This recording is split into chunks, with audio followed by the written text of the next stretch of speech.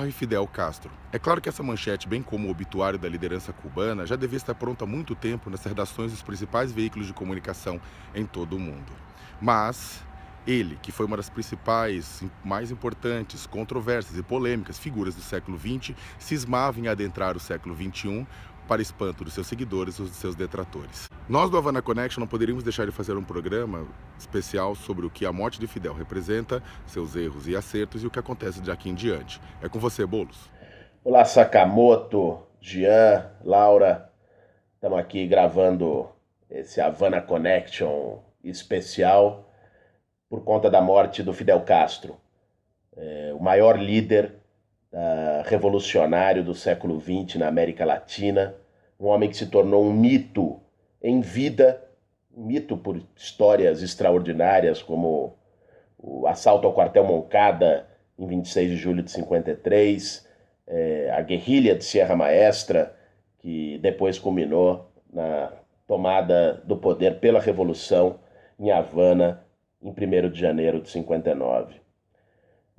O que impressiona, primeiramente, é ter visto ontem, após o anúncio da morte do Fidel, particularmente na imprensa brasileira, um baixíssimo nível de comentários misturando rancor, ranço histórico e ignorância que foi feito por aqui.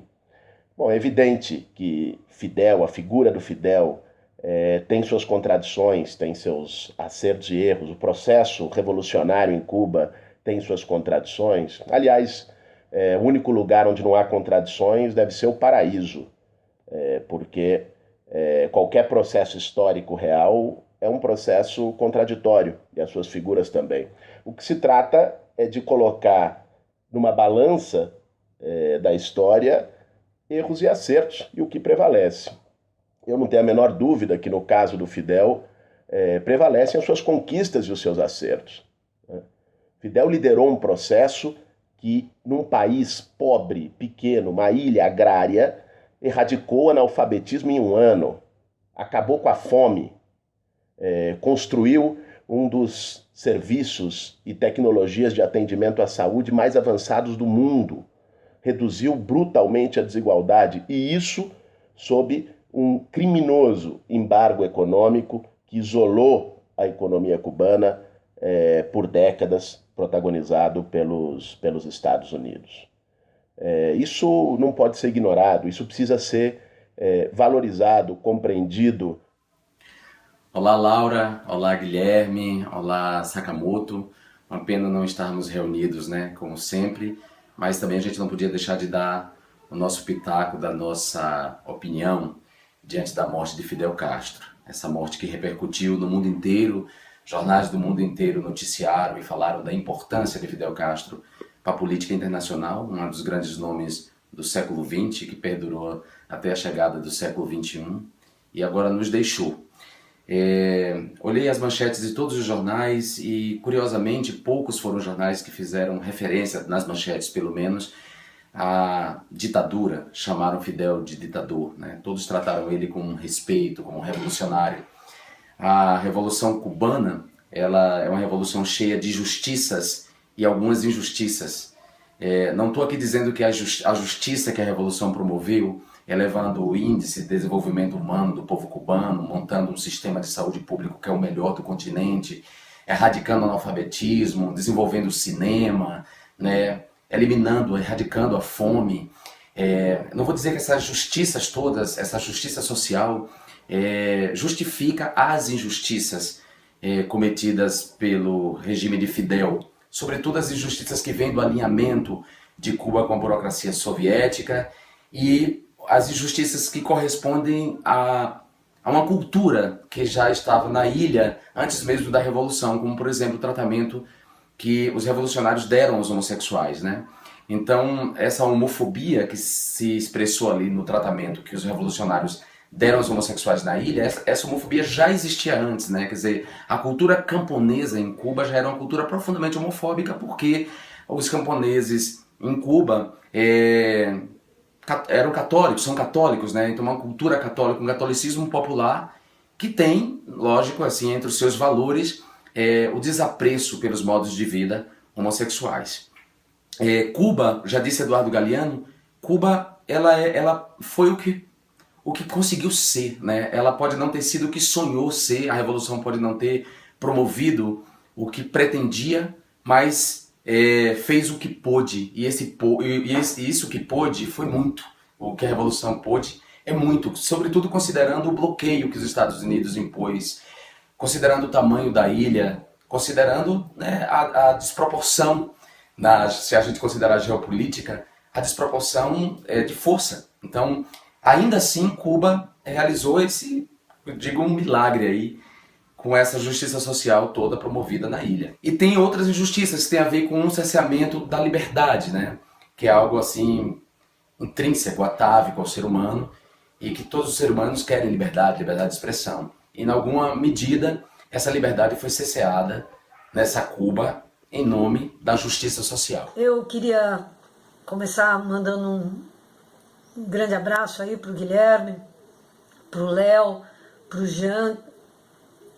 Bom estar com vocês de novo aqui no Havana. Bom, gente, eu acho que eu sou uma das pessoas que ficou muito triste com a morte do Fidel. Eu acho que a gente perde muito.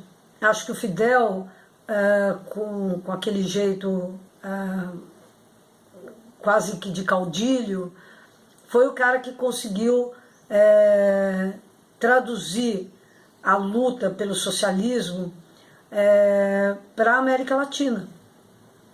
A gente tinha os livros do editorial Mir, que eram as publicações que vinham da União Soviética, para ler e tal.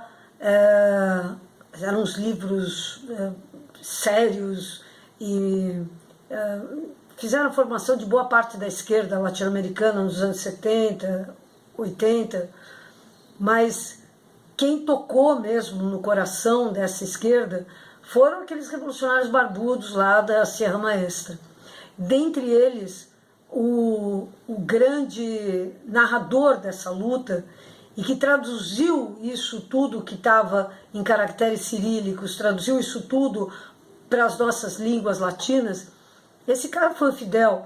Foi o Fidel com aqueles discursos gigantescos, de horas e horas e horas e horas, que explicou o que era a opressão colonial e que deu o eixo narrativo que boa parte da esquerda latino-americana abraçou como sendo o seu discurso. O Fidel é um cara que foi o cara que bolou aquela história de que nós não vamos pagar a dívida externa, porque essa dívida externa já foi paga 1 milhão de vezes com os juros que os organismos internacionais cobraram de países paupérrimos, países colonizados e tal, como eram os países latino-americanos. Então, eu acho que Fidel, acima de tudo, representa hoje, fazendo esse balanço a posteriori, representa um homem que liderou um processo de muitas conquistas e foi referência para gerações na América Latina. Eu acho que é possível dizer, com alguma segurança, parafraseando o que ele colocou num julgamento da ditadura do Fulgêncio Batista, que a história o absolveu. A história absolveu Fidel Castro. Os seus acertos foram muito mais significativos que os seus erros. Agora, isso não quer dizer, e às vezes a esquerda comete esse erro, que se trata de repetir, reproduzir modelos, né? Importar. Olha, eu não conheço nenhuma experiência que diz que quando se importou uma experiência de outro lugar para se fazer igual, que tenha dado certo, né? A experiência da Revolução Cubana, a experiência comandada por Fidel Castro, é uma experiência que inspira, um exemplo pelos seus acertos, claro, deve ser avaliada também pelos seus erros, mas em nenhum momento deve-se ter a perspectiva de reproduzi-la, né? De fazer igual. No nosso caso, no Brasil, a esquerda brasileira tem que construir os seus caminhos, né? Estamos numa baita crise, num momento difícil para a esquerda, de renovação, de reinvenção de caminhos. e nós temos que fazer isso por conta própria, pensando a nossa realidade. Claro que sem deixar de ter inspirações históricas importantes. E eu acho que Fidel Castro, pela sua ousadia, pela coragem de, nas barbas do império, uma ilha com 10 milhões de habitantes, fazer o enfrentamento que fez, mostrou que é possível, né? Mostrou que a história permanece e que um povo com unidade, com determinação, lutando por libertação, pode fazer coisas que aparentemente eram consideradas impossíveis, como foi a Revolução Cubana. É importante dizer, um aspecto interessante para ressaltar, desse debate todo gerado nas redes sociais com a morte de Fidel, um aspecto interessante é como os mais odiosos fascistas, protofascistas, adoradores de ditadura, passaram a chamar nas redes sociais Fidel Castro de homofóbico. De repente, escroques que elogiam a família de fascistas, a família de parlamentares fascistas, que fez apologia à tortura, que aplaude Brilhante Ustra, essa gente que aplaude cada vez que esses fascistas dão declarações estarrecedoras sobre homossexuais, sobre negros, sobre transexuais, de repente essa gente passou a se importar com os homossexuais e acusar Fidel de homofóbico. Essa gente precisa ler, se informar, porque é importante dizer para eles que no mesmo momento em que os revolucionários de Cuba estavam punindo os homossexuais eram punidos e perseguidos em países capitalistas ocidentais. É importante lembrar para essas pessoas que as leis anti-Sodoma inglesas, que foram depois exportadas para a África e para a Índia, essas leis puniram figuras importantes como Alan Turing, por exemplo, né, que decodificou o código nazista, de comunicação nazista. O cara foi submetido a uma castração química por conta dessas leis anti-Sodoma. Homossexuais eram perseguidos no mundo inteiro. Em Nova York, a cidade do Deus Mercado, aconteceu o episódio de Stonewall. A polícia perseguiu os homossexuais e os homossexuais se levantaram em 69 em Stonewall. Então não venham dizer vocês que Fidel é homofóbico. Fidel é tão homofóbico quanto Ronald Reagan, quando se recusou a falar da epidemia de AIDS, deixando que milhares de homossexuais morressem, porque ele achava que, sendo uma doença, uma peste gay, um câncer gay, não merecia que um chefe de Estado se pronunciasse sobre a epidemia. Por que não chama Margaret Thatcher de homofóbica? Porque só em 2009 o Reino Unido pediu perdão pela perseguição aos homossexuais. Então deixem de burrice, vão ler e vão se informar, parem de utilizar a agenda LGBT instrumentalizar a agenda LGBT para ir contra uma agenda de justiça social, para ir contra os princípios socialistas de justiça social, de igualdade de oportunidade para todos, de erradicação da miséria e da pobreza. E Fidel era um incrível gênio publicitário, né? Aquela frase dele, nessa noite milhões de crianças dormirão nas ruas, nenhuma é cubana. Essa frase é a síntese, né, de uma ideia, né, de que, olha, isso é intolerável, isso nós não vamos permitir que ocorra. O Fidel errou muito, errou muito. Agora, é aquele tipo de erro que eu acho que tem a ver com o erro de quem tem a responsabilidade pelo futuro. Muita gente também fala que o Lula se aliou aos demônios para pegar e fazer o seu plano de inclusão social. Ele se aliou a demônios, ele se aliou a algo próximo do que tem de pior na burguesia brasileira. É verdade? É verdade. Só que ele tirou 40 milhões de pessoas da miséria. E o Fidel se aliou a algo que era odiento, repulsivo, que era a burocracia stalinista, com tudo o que ela trouxe de desrespeito aos direitos humanos, de violências institucionais, com tudo o que ela trouxe. E o Fidel, ao se aliar com a burocracia soviética, o Fidel esposou teses absolutamente criticáveis. Por exemplo, o de que era preciso que a China massacrasse com a mão pesada no massacre da Praça Celestial. Ele apoiou. Ele apoiou também a invasão da Tchecoslováquia pelos tanques soviéticos, a pretexto de coibir uma revolução democrática que estava acontecendo lá. Então, o Fidel, ele fez coisas muito criticáveis. Uma delas, que muito se fala, é a questão da perseguição aos homossexuais, mas numa época em que o mundo inteiro perseguia homossexuais.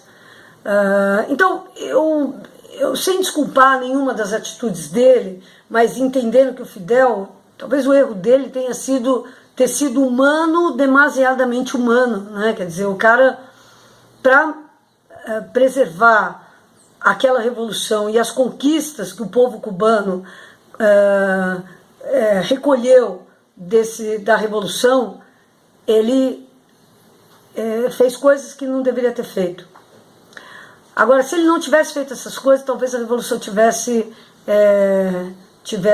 sido assassinada em eventos como o da invasão da Baía dos Porcos, que mostrava que o imperialismo não estava disposto a tolerar no seu quintal uma experiência tão libertária quanto a que aqueles barbudos estavam propondo. Eu acho que o Fidel, a imagem dele, que já era grandona, fica maior ainda para as próximas gerações.